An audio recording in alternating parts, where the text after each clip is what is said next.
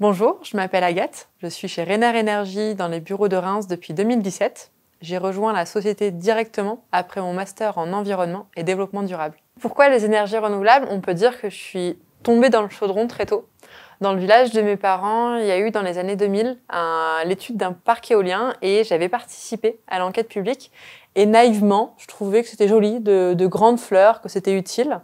Et c'est pour ça que par la suite, j'ai voulu faire ma carrière dans les énergies renouvelables par rapport à ce parc-là. Chez Rainer Énergie, je suis rentrée en tant que prospecteur foncier et j'ai suivi le développement des projets que j'avais pu sécuriser.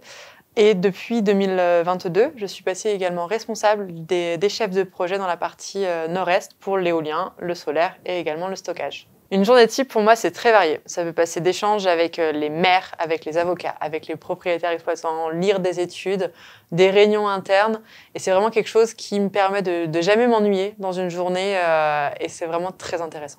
C'était au tout début de ma carrière. Un moment clé qui m'a marqué, c'est l'élaboration d'un comité de suivi. J'ai pu suivre avec les habitants, avec les élus, qu'est-ce que pour eux voulait dire un projet éolien.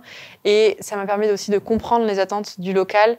Et ça a vraiment donné une impulsion à ma carrière et que je retiens pour la suite des choses. Alors déjà, Rainer Énergie, c'est les énergies renouvelables. Pour moi, c'est vraiment un élément clé du futur. Et ça nous permet de donner du sens à notre travail, de nous donner envie d'évoluer dans ce milieu. Et Rainer Énergie, pour moi, c'est la convivialité, le partage, l'entraide. Et c'est vraiment une entreprise, un cadre de travail qui, pour moi, est familial. Et moi, j'y suis rentrée à la fin de mes études et clairement, je compte bien y rester très longtemps.